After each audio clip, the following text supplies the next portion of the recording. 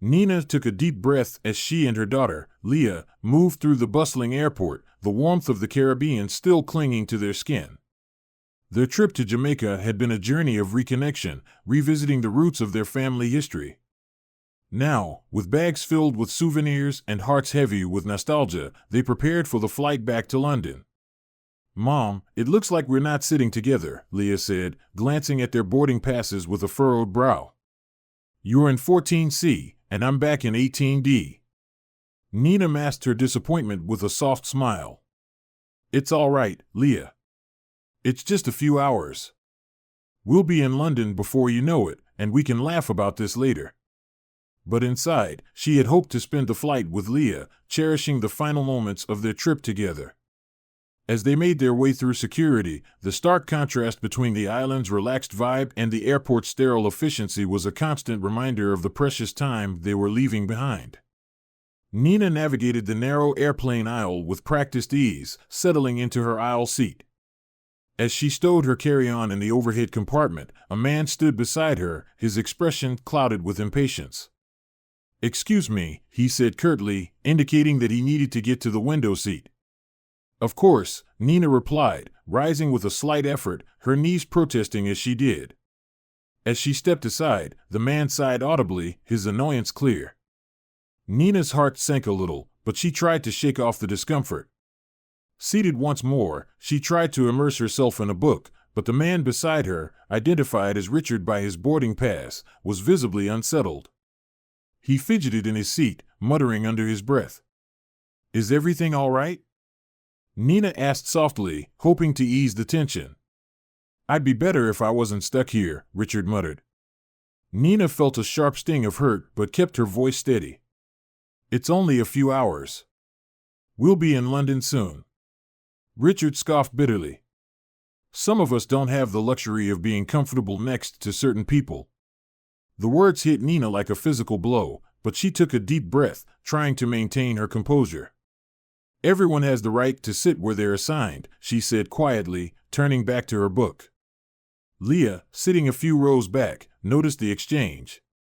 She could see the discomfort on her mother's face and the hostile body language of the man next to her.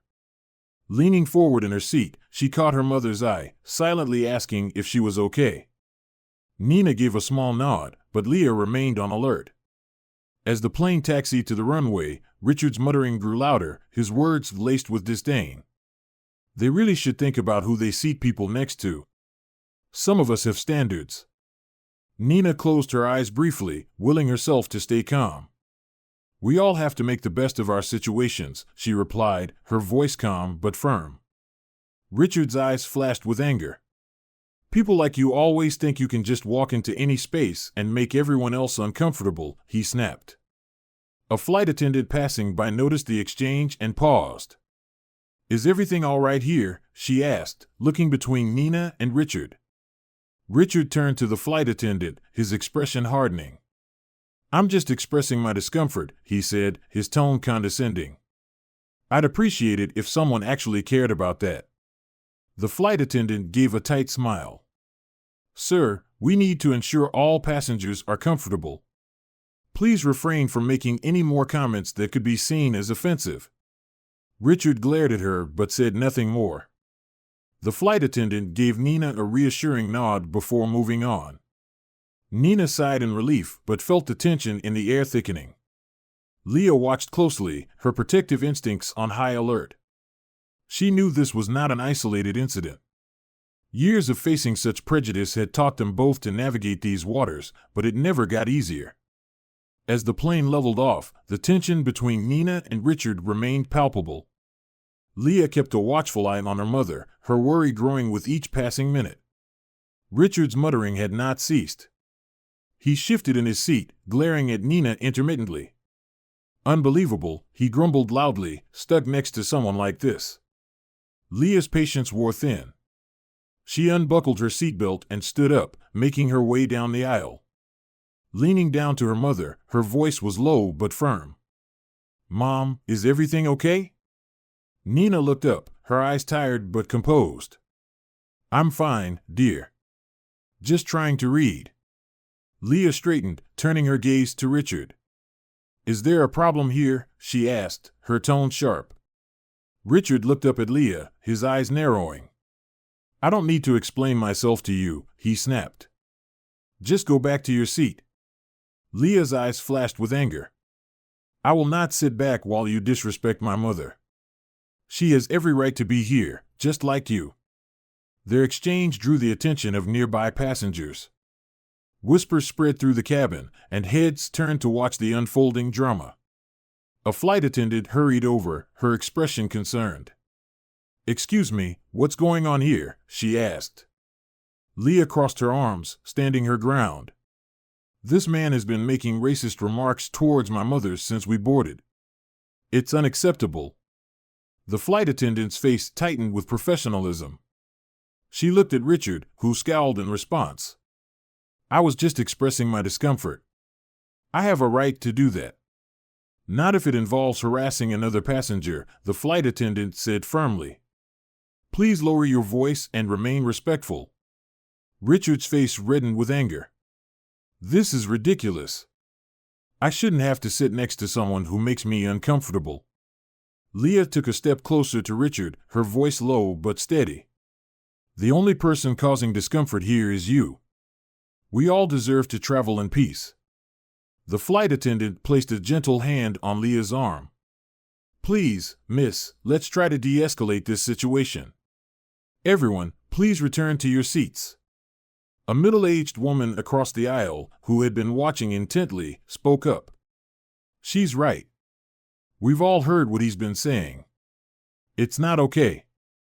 Another passenger, a young man a few rows back, nodded. Yeah, we're all just trying to get to our destination.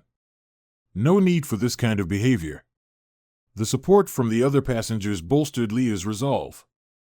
She turned to the flight attendant. We're not moving. He needs to stop. The flight attendant nodded, her expression resolute.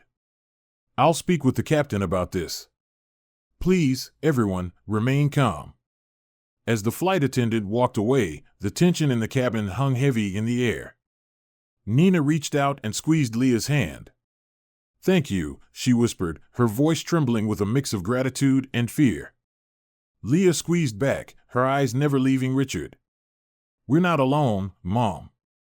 People see what's happening. Richard glared at them both, but the murmurs of support from other passengers seemed to dampen his bravado. He slumped back in his seat, muttering under his breath, but no longer loud enough for others to hear. As the plane began its descent into London, Nina looked out the window, the city's lights twinkling below.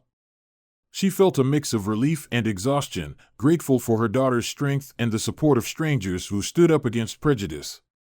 As they disembarked at Heathrow, Nina and Leah felt the weight of the journey lift slightly. However, the unease from the incident still lingered in their hearts.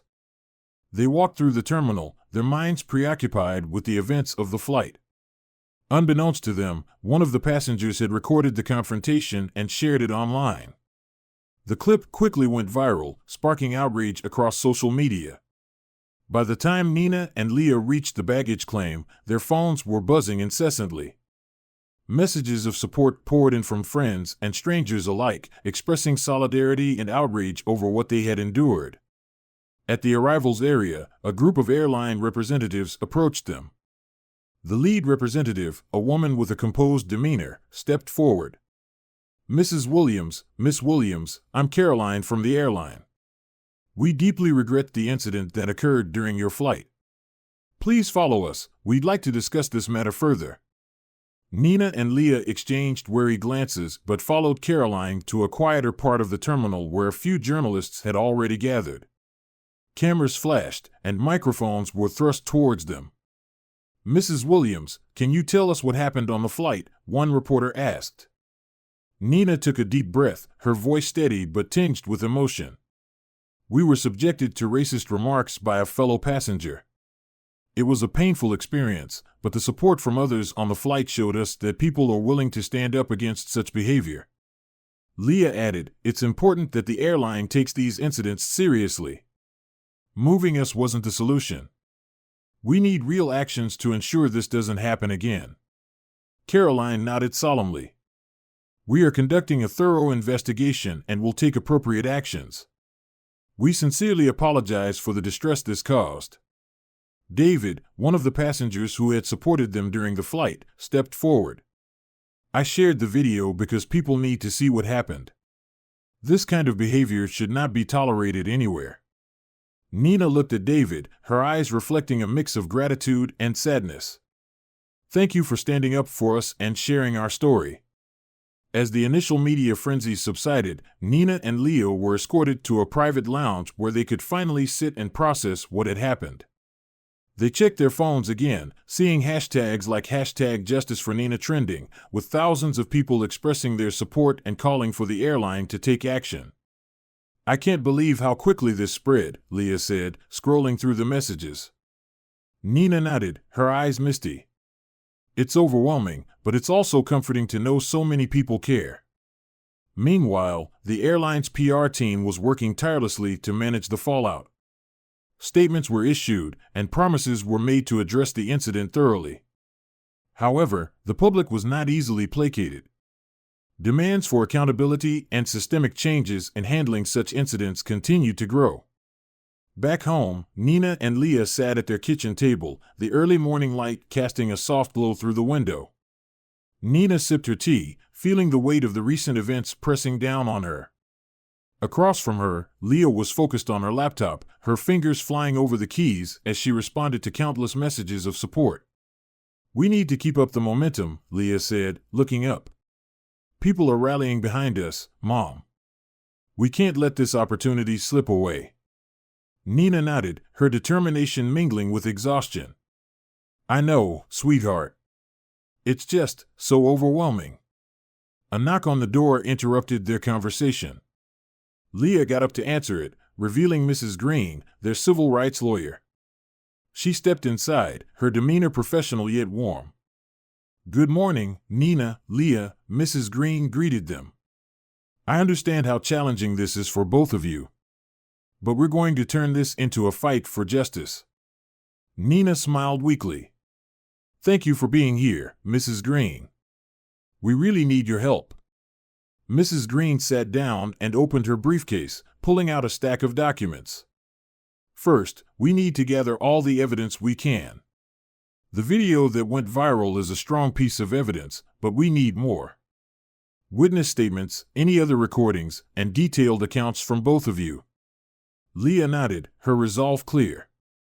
I've already reached out to some of the passengers who expressed support. They're willing to give statements. Excellent, Mrs. Green replied. We'll need their contact information. The more corroborating evidence we have, the stronger our case will be. Nina took a deep breath, feeling the strain of reliving the incident. It's hard to go through all this again, but I know it's necessary. Mrs. Green reached across the table, placing a reassuring hand on Nina's. I understand. Take it one step at a time. We're in this together. As they worked through the morning, the sense of purpose helped Nina push through her fatigue. Leah's unwavering support and Mrs. Green's expertise gave her the strength to keep going. By the afternoon, they had compiled a substantial amount of evidence. Mrs. Green looked over the materials, her expression thoughtful. This is a good start. I'll draft the initial complaint and file it with the court. We also need to prepare for the possibility of a settlement offer, but our goal is to hold Richard accountable and set a precedent. Nina nodded, her eyes showing a mix of determination and apprehension. We want to make sure this doesn't happen to anyone else. Leah added, and we want the airline to change their policies. Moving us wasn't the right solution. They need to handle these situations better. Mrs. Green smiled. Absolutely. We'll push for policy changes as part of our demands. Now, let's talk about the next steps. As they continued their discussion, the doorbell rang again. This time, it was a group of local activists and community leaders who had come to show their support. They brought food, legal resources, and more messages of encouragement. We're with you, one of the activists said, handing Nina a bundle of handwritten notes. The community stands behind you. Nina felt tears prick at her eyes, overwhelmed by the support. Thank you all so much. It means more than I can say. The rest of the day passed in a blur of activity and planning. By evening, Nina and Leah were exhausted but buoyed by the solidarity of their community. As they prepared for bed, Leah turned to her mother. Mom, we're doing the right thing. This fight is bigger than us. Nina nodded, hugging her daughter tightly. I know, Leah. And with everyone behind us, I believe we can make a difference. As they turned out the lights, a sense of hope filled the room. The road ahead would be tough, but they were ready to face it together, bolstered by the strength of their community and the promise of justice. The courtroom buzzed with anticipation as people filed in, eager to witness the highly publicized trial. Nina and Leah sat side by side at the plaintiff's table, their lawyer Mrs. Green beside them. Across the room, Richard sat with his lawyer, looking visibly tense. The judge entered, and the room fell silent. Court is now in session, the bailiff announced. The judge, a stern yet fair-looking woman, surveyed the room. We will begin with the opening statements. Mrs. Green, you may proceed. Mrs. Green stood, her presence commanding attention. Your Honor, ladies and gentlemen of the jury, today we are here to seek justice for my clients, Nina and Leah Williams, who were subjected to unprovoked racial harassment by the defendant, Richard. We have compelling evidence, including witness testimonies and a video that went viral, showing the extent of the defendant's behavior. We seek not only accountability but also a precedent to deter such actions in the future. Richard's lawyer, a sharp-dressed man with a confident demeanor, rose next. Your Honor, members of the jury, my client is being unfairly portrayed based on a misunderstanding. We believe that when all the facts are presented, you will see that this was an isolated incident blown out of proportion by social media. The judge nodded, signaling the start of the evidentiary phase. Mrs. Green, you may call your first witness. Mrs. Green called David to the stand. He recounted the incident on the flight, detailing Richard's remarks and the collective discomfort among passengers. I felt compelled to record the incident because such behavior should not go unchecked, David concluded, his voice steady. Mrs. Green then played the video for the court. The room was silent, save for the murmurs of disapproval as Richard's comments filled the air. Nina and Leah held hands tightly, their faces showing a mix of pain and resolve. Next, Mrs. Green called other passengers who had witnessed the incident. Each provided consistent testimonies supporting Nina and Leah's account.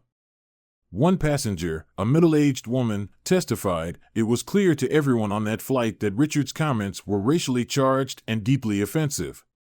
The judge looked towards Richard's lawyer. Your turn to cross-examine. Richard's lawyer approached David. Mr. David, you said you felt compelled to record the incident. Isn't it possible that you were influenced by the current social climate to view my client's actions in the worst possible light? David shook his head. No. What I witnessed was blatant racism. I recorded it to ensure there was evidence of what happened. The lawyer's attempts to undermine David's credibility fell flat. Turning to Nina, he asked, Mrs. Williams, isn't it true that you might have misinterpreted my client's frustration as racism? Nina, her voice clear and unwavering, replied, No, it was unmistakable. His words and actions left no room for misinterpretation. When it was Richard's turn to testify, he fumbled under Mrs. Green's cross-examination. I was just having a bad day, he stammered. I didn't mean anything by it. Mrs. Green's voice was calm but firm.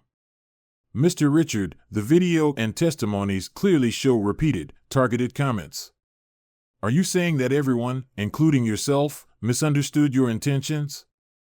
Richard's face flushed. I guess I didn't think it through. The judge observed the interaction closely, noting Richard's inconsistent and weak defense. After closing arguments, where Mrs. Green emphasized the importance of accountability and Richard's lawyer reiterated their stance of misunderstanding, the judge called a recess. Nina and Leah waited anxiously. We've done all we can, Mrs. Green reassured them. The evidence speaks for itself. The courtroom was filled with an anticipatory hush as the judge re-entered and took her seat. Nina and Leah held hands tightly, their hearts pounding in unison. After reviewing all evidence and testimonies, the judge began, her voice clear and authoritative. It is the judgment of this court that the defendant, Richard, is found liable for racial harassment against the plaintiffs, Nina and Leah Williams. A murmur of approval swept through the room, but the judge's voice cut through it. The defendant is hereby ordered to pay compensatory damages to the plaintiffs. Furthermore, the court strongly recommends that the airline revises its policies to better handle and prevent such incidents in the future. Nina felt a surge of relief and validation, while Leah squeezed her mother's hand, tears of triumph glistening in her eyes. They had won. As the courtroom buzzed with reaction, the judge continued, "This ruling is not just about compensation. It serves as a reminder that racial harassment will not be tolerated and that justice must be served." Outside the courthouse, a crowd had gathered, holding signs of support and chanting slogans of unity. The media was out in full force, cameras and microphones ready to capture every moment. Nina and Leah stepped outside, greeted by a wave of applause. David, their staunch supporter, stood nearby, his face beaming with pride. He had helped galvanize public support, and now he was here to witness the victory. A reporter pushed forward, microphone in hand. "Nina, Leah, how do you feel about the verdict?" Nina took a deep breath, her voice steady despite the emotion. "We are relieved and grateful for this outcome. This verdict is not just for us, but for everyone who has faced similar injustices. It's a step towards a more just and equitable society." Leah added, "This victory shows that standing up against racism is essential. We hope this case encourages others to speak out and demand change." The crowd erupted in cheers, and more reporters shouted questions. Another asked, "What do you hope will come from this case?" Nina paused, considering her words carefully. "We hope that this case leads to better policies and training for handling racial incidents, not just in airlines, but in all public spaces. Everyone deserves to travel, work, and live without fear of harassment or discrimination." As the media frenzy continued, a representative from the airline approached them, looking earnest. "Mrs. Williams, Miss Williams, we want to extend our deepest apologies for what you experienced. We are committed to making significant changes and would like to work with you to ensure this never happens again." Nina nodded, appreciating the gesture. "We look forward to seeing those changes. It's time for real action." As the crowd began to disperse, Nina and Leah stood together, feeling the weight of their victory. It was a moment of triumph, but also a reminder of the long road ahead. They knew this case was just one battle in a much larger fight against racism and injustice. David joined them, his face serious. "This is a huge win, but we have to keep pushing. This can't be the end." Leah nodded. "Absolutely. This is just the beginning. We have to keep the momentum going." The evening light streamed through the living room window, casting a warm glow on Nina and Leah as they sat together on the couch. "Mom, how do you feel about everything now?" Leah asked, her voice soft but curious. Nina sighed, leaning back against the couch. "Relieved, mostly." Leah nodded, understanding the weight of her mother's words. "I know. But we've taken a big step. And seeing so many people support us, it gives me hope." Their conversation was interrupted by the sound of the doorbell. Leah got up to answer it, finding a mail carrier with a letter in hand. She thanked him and brought the letter to her mother. "It's from Richard," she said, handing it over with a mix of curiosity and caution. Nina opened the letter, her hands trembling slightly. She read it aloud, her voice steady but filled with emotion. "Dear Nina and Leah, I am writing to express my deepest apologies for my actions. I have spent these past weeks reflecting on my behavior and the pain I caused. There are no excuses for what I did, and I am truly sorry. I am committed to changing and making amends. If you are willing, I would like to meet and apologize in person. Sincerely, Richard." Silence filled the room as they absorbed the words. Leah's face was a mix of skepticism and curiosity. Do you think he's sincere? Nina folded the letter carefully. I don't know. But I believe in giving people a chance to make things right. What do you think? Leah considered this, then nodded. If you're willing to hear him out, then I am too. They reached out to Richard and arranged to meet at a local cafe. The day of the meeting, they arrived early, both feeling a mixture of nervousness and resolve. Richard was already there, looking anxious and remorseful. Thank you for agreeing to meet me, Richard said as they sat down. His voice was quiet, his eyes earnest. Nina nodded, her expression serious but open. We're here to listen. Richard took a deep breath. I'm deeply sorry for what I did. I was ignorant and hurtful, and I've spent every day since trying to understand why I acted that way. I've started attending sensitivity training and working with community groups to educate myself and help others. Leah listened intently, her gaze steady. We appreciate your apology, Richard. But words need to be backed by actions. I understand, Richard replied, his voice filled with sincerity. I want to prove that I've changed. I know it will take time, but I am committed to doing the work. Nina leaned forward, her eyes softening slightly. Forgiveness is a journey, Richard. We can't just forget what happened, but we can choose to move forward. The conversation continued, touching on their experiences and hopes for the future. As they talked, the initial tension began to ease, replaced by a tentative sense of understanding. By the end of their meeting, they had laid the groundwork for reconciliation. It wasn't an easy process, but it was a start. Nina and Leah left the cafe feeling lighter, knowing they had taken a step toward healing, not just for themselves, but also for Richard. The years following the trial had been transformative for Nina, Leah, and Richard. Their lives had taken different paths, yet remained intertwined by the shared experience that had changed them all. Nina stood in front of a room filled with students, her voice steady and passionate. Racial justice is not just a fight for today, it's a lifelong commitment, she said, her eyes scanning the eager faces. She had become a prominent speaker and activist, dedicating her time to educating others about the importance of equality and respect. After her lecture, a young woman approached her. Mrs. Williams, your story inspired me to start a diversity initiative at my school. Thank you for your courage. Nina smiled warmly, her heart swelling with pride. Thank you for taking action. Every effort counts. Meanwhile, Leah was leading a community meeting at the local center. She had channeled her energy into grassroots organizing, working tirelessly to create inclusive spaces and support systems for marginalized groups. Her leadership had earned her the respect and admiration of many. Today, we're launching a mentorship program for young activists, Leah announced to the group. Together, we can continue to build a stronger, more inclusive community. The room erupted in applause, and Leah felt a deep sense of fulfillment. The work was challenging, but the impact was undeniable. In another part of town, Richard was speaking at a workshop on racial sensitivity.